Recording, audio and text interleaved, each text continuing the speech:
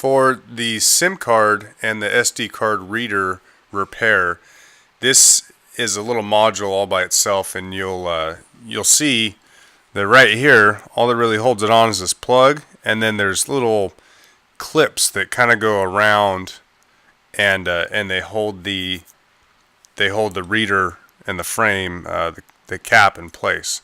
So you'll pop the plug off, and then you'll get right here on the side, just lift that up a little bit, and then back on this side,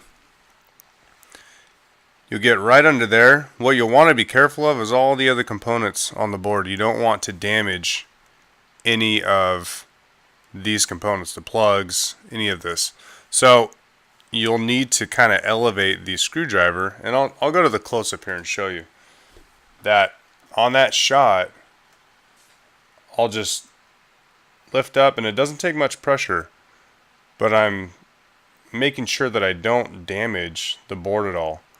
And you get enough to just kind of release it and lift it up, and it should pop it up. So I didn't touch any of the board. I didn't rest the screwdriver on it. It kind of in the air, so to speak, and then lift it up. So once you get that up, you'll be able to take the rest of it off. So we'll go back to the main shot. And so you've lifted that up, and then the other side should just come right off. And then here is the little board itself.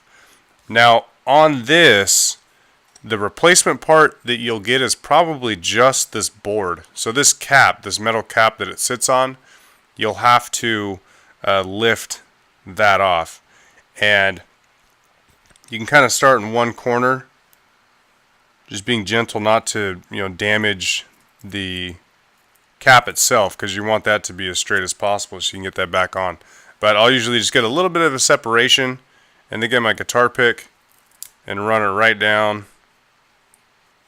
And as you go down, it should lift that adhesive off. And there's your cap. There's your reader. So you'll get the new reader, and what you'll notice on here is that there's these little bumps. They're little guides. There's one there, there's one there, there's one up there, and they'll be in the corresponding positions on your new reader. So there's one there, and one right there. And then on the shield, this cap, you'll have little guides on the end too. So you know that it kind of runs a straight line, and that these little ends right here are, and I'll show you that on the close-up right here.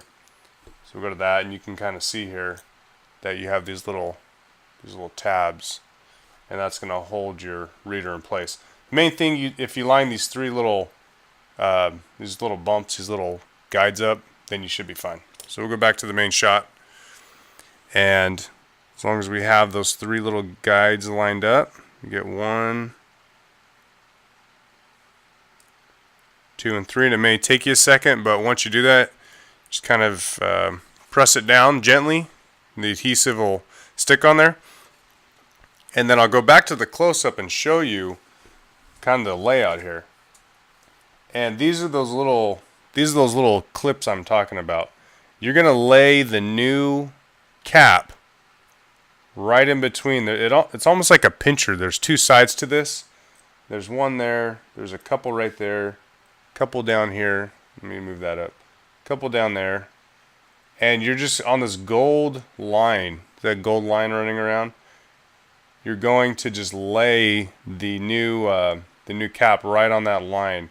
And if you kind of start in this corner and you do 1 and 1, and you make sure that it's lined up right in between those two pinchers, I guess, and then these two as well, it should line everything else up, and then you can just kind of push it down into place. So we'll go back to the main shot, and so I usually start right down here and line this edge up,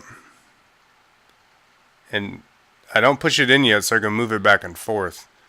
And then once you have that lined up, and then you have the bottom right here lined up, you can kind of push those in place.